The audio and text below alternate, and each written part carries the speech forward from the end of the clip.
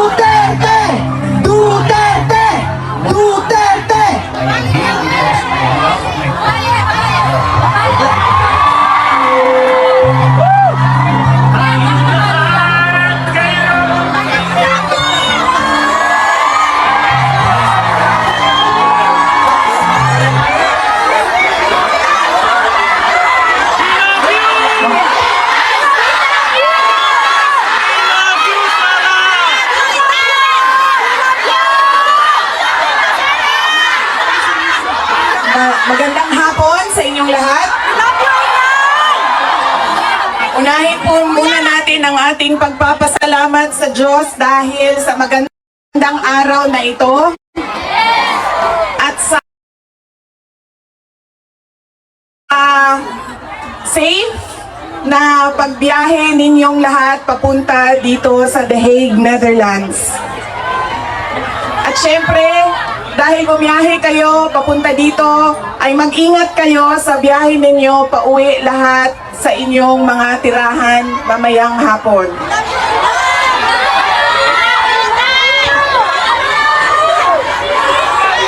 Susunod po ang pagpapasalamat ko sa Dutch Police sa kanilang pagtulong sa atin na mabuo yung programa ngayong hapon na ito at sa pagpahintulot na tayo ay magkaroon ng rally para kay Pangulong Rodrigo Duterte. Maraming salamat po sa Dutch Police and of course sa local government ng The Hague at sa Foreign Ministry ng the Netherlands. Maraming salamat sa kanila. Ang susunod na pagpapasalamat po ay mula sa akin para sa ating mga organizers ngayong hapon na ito sa Executive Committee na nag-meeting araw-araw, iba't ibang time zone para pag-usapan kung paano natin maisagawa ang ating pagsuporta, pagpapakita ng suporta kay Pangulong Rodrigo Duterte na matiwasay at maayos ang ating pagsama-sama ngayong hapon na ito.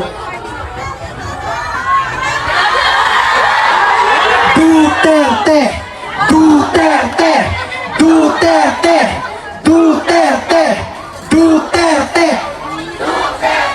Kanina nung naglalakad ako papunta dito sa park, meron akong mga nakasalubong na mga galing Germany. At tinanong ko sila kung gaano katagal ang biyahe mo ma'am papunta dito. Sabi niya 9 hours daw. At 9 hours din daw siyang babiyahe pauwi. So ganyan ang pinapakita ninyo na pagsuporta kay Pangulong Duterte at pagmamahal sa ating bayan. Maraming salamat sa inyong lahat. Alam ko, lahat kayo may hanap buhay, may kailangan asikasuhin, may mga personal na pinagdadaanan, merong kailangan na paglalaban na gawin sa mga damit ninyo, paglilinis ng bahay,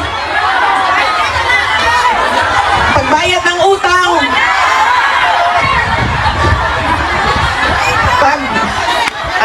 pagtawad sa inyong mga mahal sa buhay doon sa Pilipinas. Ay nandito kayo ngayong hapon na ito at ibinigay ninyo ang oras ninyo at panahon ninyo para mapag-usapan natin ang estado ng ating mahal na bayang Pilipinas. Maraming salamat po sa inyo.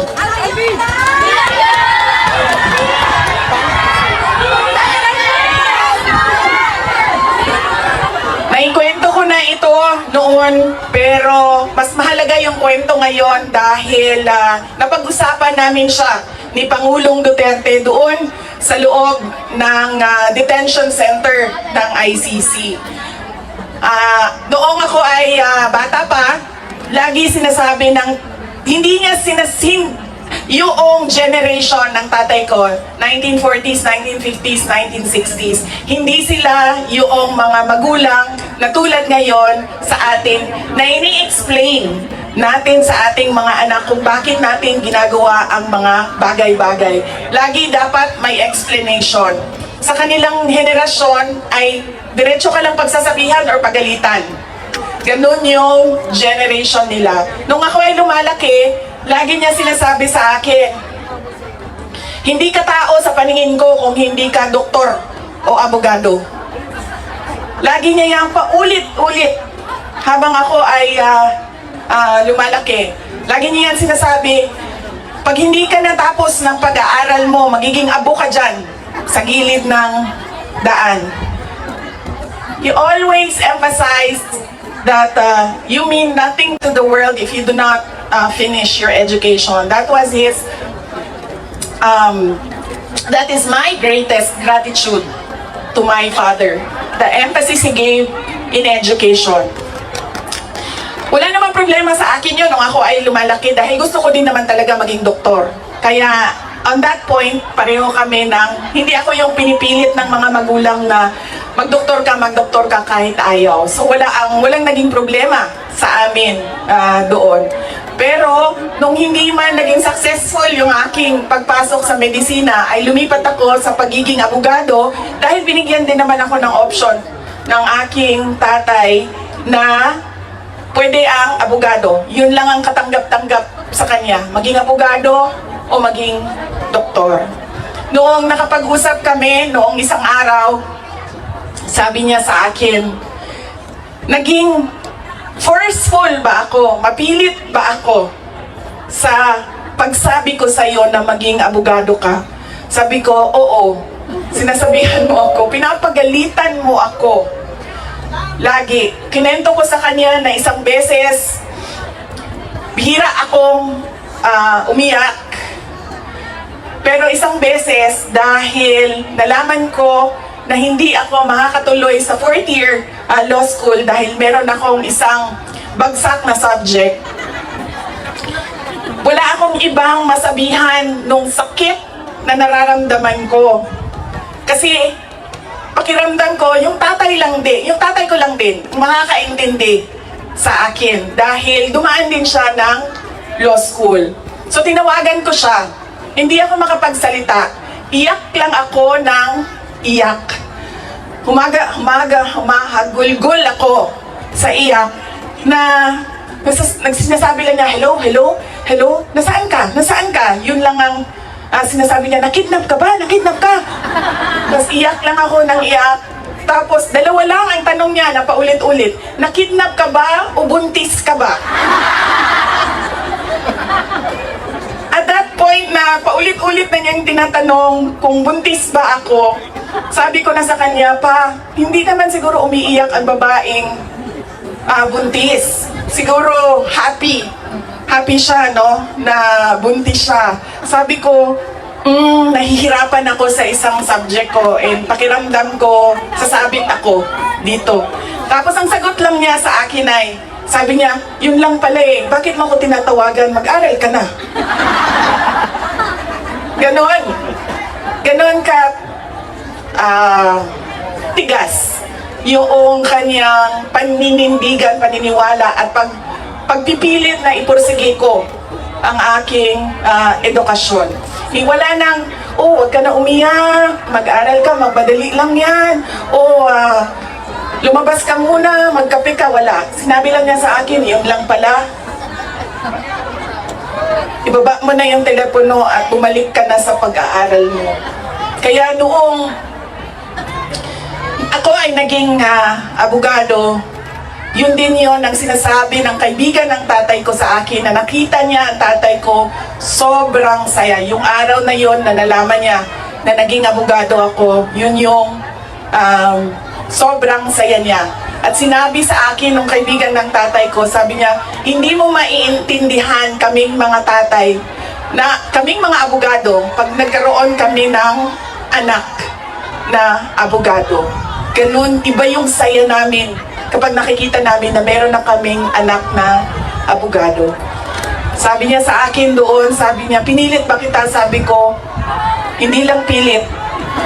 Sinigawan mo ako at pinaiyak mo ako ng madaming beses dahil sa edukasyon at sa pag-aaral.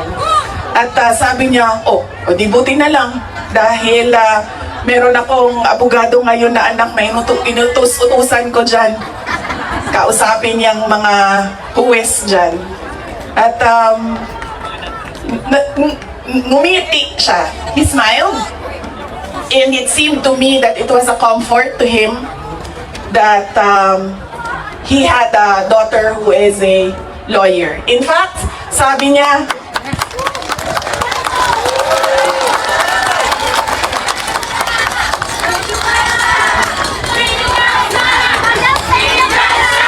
bakit hindi ka pa umuwi sa Pilipinas?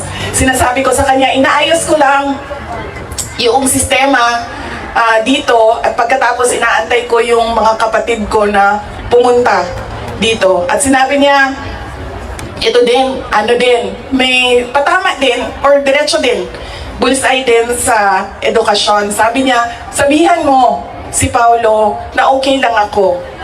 At huwag siyang pumunta dito hanggang hindi matapos ang eleksyon at maging congressman siya ng 1st District ng Davao City. At sabi niya, sabihin mo kay Baste, hindi siya pwedeng pumunta dito hanggang hindi matapos at ma-elect siyang Vice Mayor ng Davao City. Ito ang pinakamatindi. Dahil pinagtatawanan namin siya sa group chat namin. Kaming magkakapatid 4, meron kaming group chat. Dahil ang sinabi niya kay Veronica, sabi niya, sabihin mo kay Kitty, hindi siya pwedeng bumisita dito hanggang hindi siya abogado.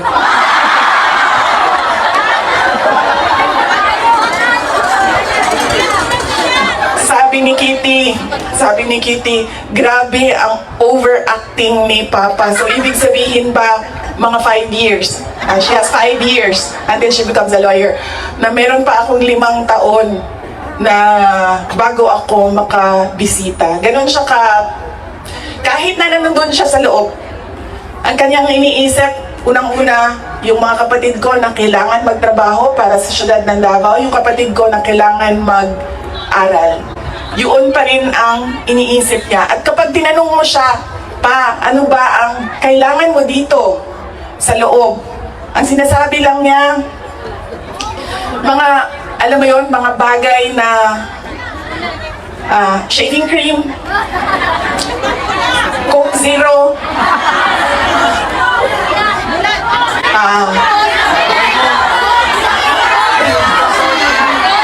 tumigil na siya sa kakahingi ng Pinoy na ulam dahil parang hindi talaga kaya nung nagluluto sa loob ang Pinoy na ulam. Pero nagpadala ako kahapon ng PDF file ng mga recipes na pwedeng sundin nung nagluluto. Yes! Duterte! Duterte! Duterte! Meron siyang hilig sa Coke Zero at yun lang yung hingi niya. May shopping list doon sa loob. At sabi niya doon sa gwardiya na isulat mo dyan, 2 case ng Coke Zero. Kahapon, bago ako umalis, tinuruan ako ng gwardiya. Sabi niya, pwede ka naman bumili dyan sa vendo, tapos iiwan mo para sa kanya. So sabi ko, Papa, anong gusto mo dito? Sabi niya, Coke Zero lang. So bumili akong 4 na Coke Zero, iniwan ko sa kanya. Sabi ko pa, that's 1 for each day pa ha. So today, tomorrow Saturday, tomorrow Sunday, Monday, Tuesday, Wednesday. Dahil darating na yung grocery list mo by Wednesday. At sagot niya sa akin, bakit isa lang? Sabi naman nung gwardiya, sabi niya, you have to have at least, he has to have at least 2 because he already drank upstairs, 1 Coke Zero. And then sabi ko, o sige pa, sabi ko, babalik naman ako sa Lunes. Sabi ko, 2, bukas Sunday, and 2 sa Monday, tapos i-replenish ko na lang yung Coke Zero mo. Sabi niya, sabi ko sa kanya, alam mo pa, sinasabi sa iyo ng doktor, maglakad ka daw. Huwag kang nakaupo lang sa kwarto mo. Tapos sabi ko, pwede ka naman, allowed kayo na lumabas dyan. Sabihan niyo lang ang gwardiya. Sabi niya, ayoko maglakad sa labas kasi baka didiretso ako sa gate at umalis sa lugar na ito. Pwede din, pwede din. Nagkakaroon na rin siya ng mga kaibigan, yung mga tao doon sa loob ay nagiging kaibigan na niya. At Binigyan sila siya, ma'am. hindi ko lang alam, baka paglabas niya marunong na mag-Dutch. Pero karamihan nung kasama niya sa loob ay French speaking. So,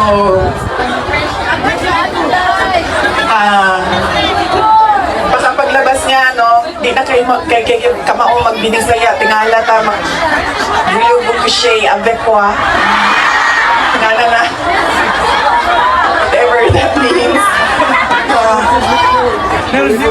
So, on that point, he is okay. Okay naman siya. Pero as a lawyer, kasi alam niya yung batas eh. Alam niya kung anong nangyayari. Kaya medyo persuasive siya.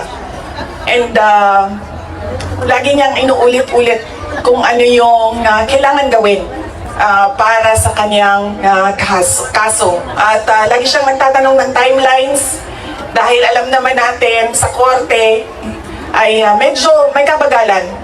Diba? Magsasagutan ang prosecution, ang defense, maraming mga papel na kailangan ipasok at antayin ang oras. Kaya siya din ay insistent sa mga timelines niya. Pero ang sinasabi niya lagi, alam niya na mali ang ginawa, and at to the very minute na tinulak siya paakyat ng eroplano, ilang beses niya sinabi na I want to be tried in a Filipino court before a Filipino judge and a Filipino prosecutor, because he knew that number 1, wala talagang basihan yung kaso. 43 counts of murder ang sinasabi nila na thousands. Totoo yan, ma'am. Kaya minsan naisip ko, naging kaso lang ba ito dahil sinusulat sa media na thousands ang namatay? I do not even understand paano naging crimes against humanity ang 43 counts of murder na ngayon ay lumalabas. Hindi naman ata totoo lahat yung mga witnesses at yung mga complainants. But that is a thing for the courts and the lawyers to discuss inside. Ano bang pwede nating gawin? Ang pwede natin gawin ay i-demand na ipauwi or iuwi nila si Pangulong Duterte. Bring him home! Bring him home! Bring him home! Bring him home! Bring him home! Bring him home! Dahil yun din ang gusto niya. Araw-araw na nandun ako, sa mga araw na nandoon ako, isa yan sa paulit-ulit niyang sinasabi, kailan mo ako mapalabas dito dahil darating ang eleksyon, mag-mayor pa ako ng syudad ng Davao. Bring him home! Bring him home! Bring him home!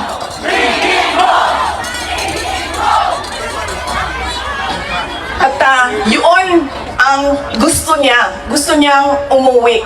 Sinabi ko din sa kanya yon pa. Sabi ko, yung kagustuhan mo na umuwi, yan din yung katapusan ng buhay mo. Magiging Ninoy Aquino Junior ka. At sinabi niya sa akin, sabi niya, kung ganyan ang kapalaran ko, then so be it. Basta lang mauwi ako sa Pilipinas. Kaya,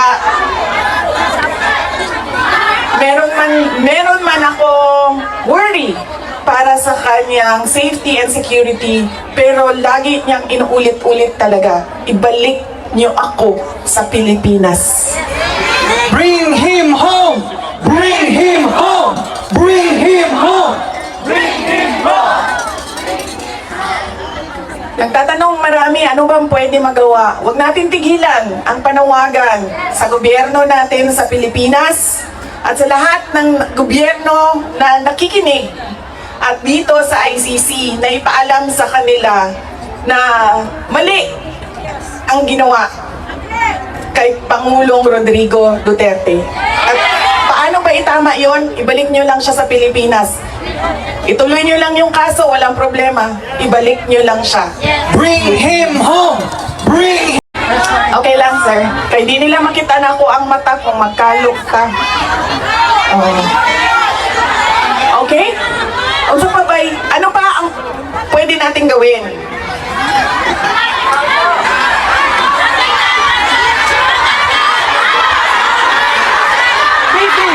Just tell us what to do!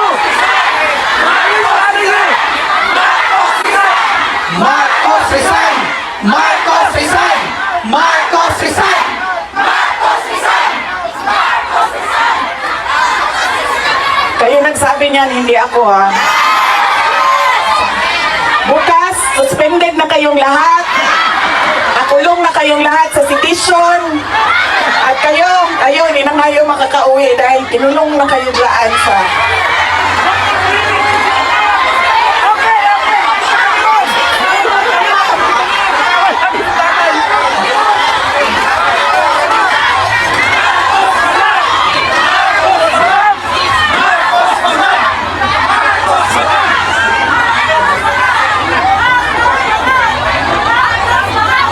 And that relates to transparency and accountability.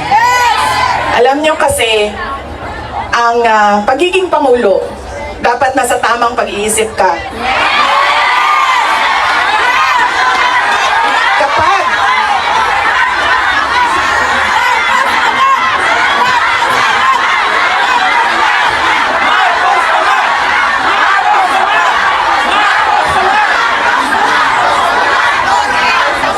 dahil nasa mga pulisiya mo at desisyon mo ang kinabukasan ng kabataan at ng bansa.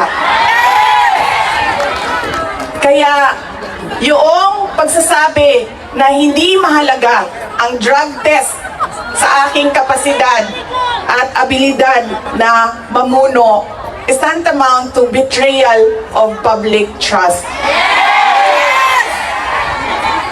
Dahil kailangan malaman ng taong bayan na nasa ayos ang iyong decision making. Kaya hindi lang naman natin pwede sabihin Marcos resign. Bakit ba kailangan resign? Dahil hindi mo pinapakita sa taong bayan na maayos kang mag-isip at kaya mo ang mamuno.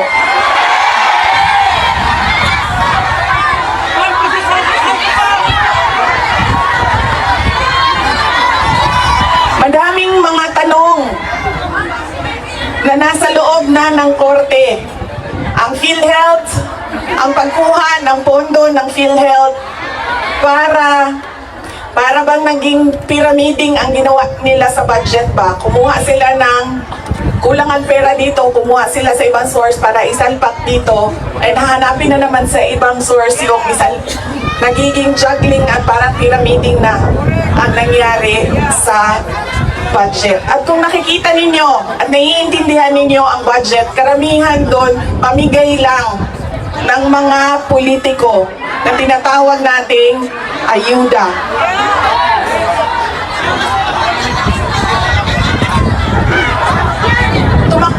kami sa plataforma ng unity at continuity. Continuity, kasali na doon ang big ticket projects o mga build projects ni Pangulong Duterte. Pero wala kayong nakikita ngayon na development projects. Dahil lahat yon ay nakatago sa mga proyekto na pamigay o nandoon lang sa bulsa ng kontraktor at ng politiko na gumawa kuno ng project. Makikita ninyo na hindi handa ang Kongreso sa paggawa ng budget dahil may mga blanco doon sa enrolled bill na pinasa nila.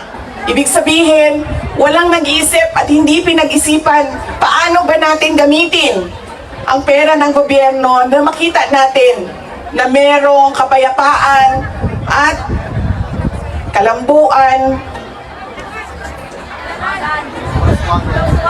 kauswagan sa ating bayan. Noong ako ay tinanong noon bakit ako nag-resign sa Department of Education. Sabi ko, unang-una, personal yon. Meron kaming personal na hindi ko gusto na ginawa niya sa akin. Pangalawa, dahil sa loob ng Department of Education. Sinabi ko na itong noon, personal ko to na experience. Yung budget ng school building program ng Department of Education, pinaghati-hatian lang sa loob ng House of Representatives. Noong unang taon, nagawan ko ng paraan. Sabi ko, hindi pwede, sige, kung yan ang gusto ninyo, yan ang makapagpapasa ng budget. Para magkaroon ng budget ang Department of Education, dadaan pa rin kayo sa validation ng regional offices ng Department of Education. Pag sunod na taon, naisipan na nila kung ano ang gagawin nila at hindi nila ma-deny ito dahil nakikita ninyo sa papel. Kayo wala din kumukontra sa akin dahil nakikita sa papel. Ang ginawa nila, gumawa sila ng sarili nilang listahan. Doon nakikita mo, pinaghati-hatian nila ang school building program at inattach nila sa General Appropriations Bill na sinabmit nila sa Senado. Sinabi namin sa mga senators, nakita nyo ba kung anong ginawa? Sabi nila, oo, nakita namin kung anong ginawa ng House of Representatives. Sabi ko, please, hindi natin masasolve ang problema ng school building program kung ganito lagi ang nangyayari sa budget ng new construction. And meron pang ibang problema sa loob ng budget. Sinubukan ng mga senators na tanungin, pasagutin, sumasagot, yes, pero pagdating sa BICAM, anong nangyari? Wala namang totoong BICAM kung saan pinag-uusapan ang paggamit ng pera. Ang desisyon lang na nandun ay kay Zaldico, nung panahon ko, kay Zaldico at kay Martin Romualdez. At diretsong pinapapirma sa malamang tao na hindi nagbasa o hindi binasa ang buong budget. Kaya walang nakakita o hindi nila nakita dahil hindi naman binasa na may blanco doon at pwedeng lagyan ng kahit anong amount yung mga blanco sa budget. Madaming katanungan, madami ang problema ng bayan. Kaya lagi ko sinasabi, hindi kami ang problema ng bayan. Ang problema ng bayan ay ang governance mismo ng Pilipinas. Yan ang problema ng bayan. At dahil may problema sa gobyerno, ay tuloy-tuloy ang kahirapan doon sa ating bayan. Nakikita nyo yan dahil dumadami ang nakikipagsapalaran sa ibang bansa. Dahil sa kawalan ng oportunidad doon sa ating bayan.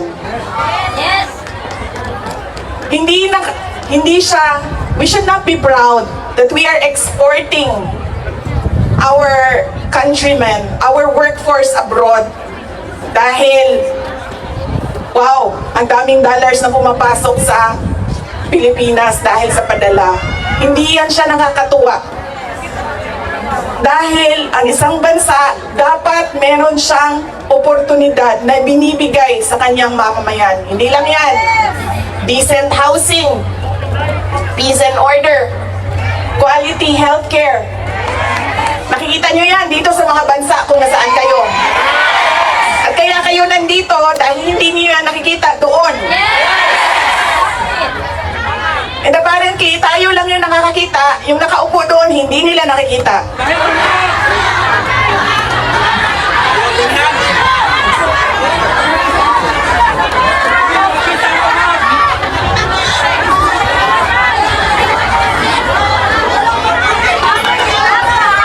Alam nyo, madami sa mga kaibigan ko, galing ako sa middle class na family sa Davao City. So madami sa mga kaibigan ko doon na hindi naman, meron naman silang mga negosyo, meron naman silang pinagkakakitaan, may mga trabaho.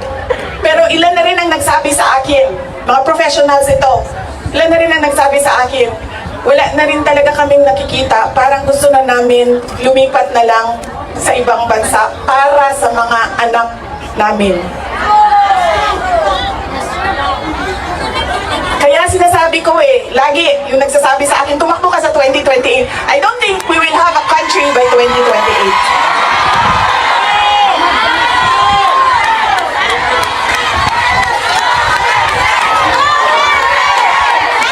Duterte! Duterte! Okay sa kanila na pumunta sa ibang bayan, meron ding mga tulad namin na ayaw namin kahit anong mangyari, umalis sa Pilipinas. Dahil gusto namin doon pagpamilya, doon palakihin ang aming mga anak. Kaya dapat meron tayong nakikita kung ano yung dapat para sa isang bayan. At alam nyo yon kasi nakikita nyo yan. Kasi nakaikot na kayo sa iba't ibang bansa.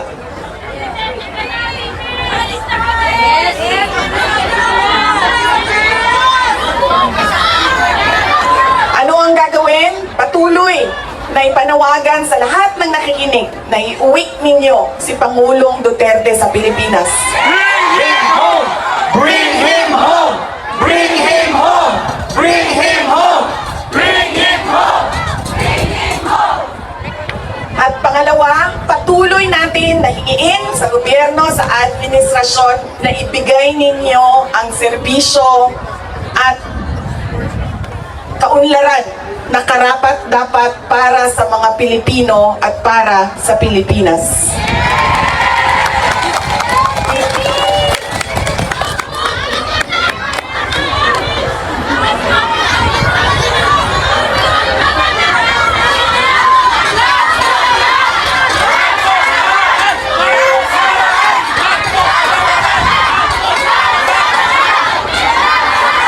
Sa kagahi, sa ako ang bagtak diri ma'am, di naging ko karan.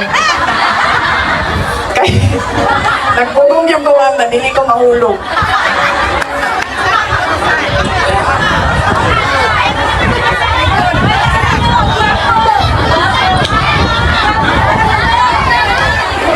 Yung akin pong mga pagpapasalamat.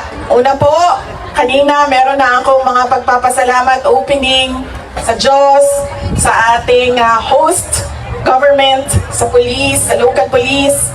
Yung aking mga pagpapasalamat sa inyo, sa oras ninyo. Ang aking mga pagpapasalamat sa inyong patuloy na suporta sa aking opisina, ang Office of the Vice President.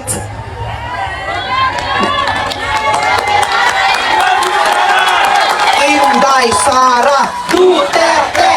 Inday Sara Duterte! Inday Sara Duterte! Inday Sara!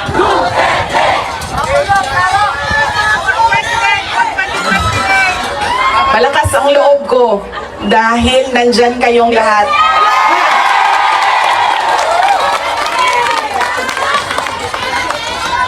Kanina Kanina noong papasok ako dito, marami ang nagsabi, be strong, be courageous. I am only as strong as you are. Kung nakikita ko, sobrang lakas ninyo at sobrang lakas ng pagmamahal ninyo sa bayan. Ganyan din ang nararamdaman ko.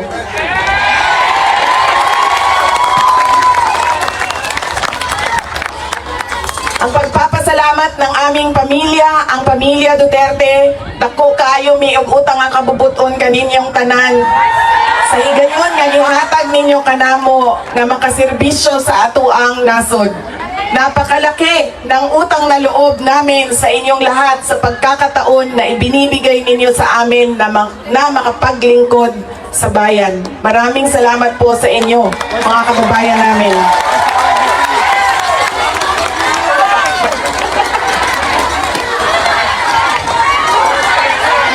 Duterte! Duterte! Duterte! Duterte! Huwag ninyong kalimutan, ayaw ninyong kalimti ang kausa. Huwag ninyong kalimutan ang laban. What is our cause? Our cause is for our country. Ang laban na ito ay para sa bayan. Mga kababayan, ang lahat ng ginagawa natin ay para sa Diyos, sa bayan, at sa bawat pamilyang Pilipino. Syukran. Duterte! Duterte! Duterte! Duterte! In behalf of the Filipino migrant, ma'am, salamat po. Malaki po ang pagpunta nyo dito. It's an inspiration for all of us. Am I right? Ang kantahan natin si Tatay Digong ng Happy Birthday with Ma'am Sara, okay? 1, 2, ready, go! Happy birthday to you. Happy birthday to you. Happy birthday, Tatay Digong. Happy birthday to you. One more. Happy birthday to you. Happy birthday to you. Happy birthday, Tatay Digong. Happy birthday to you. Tatay Digong, we love you.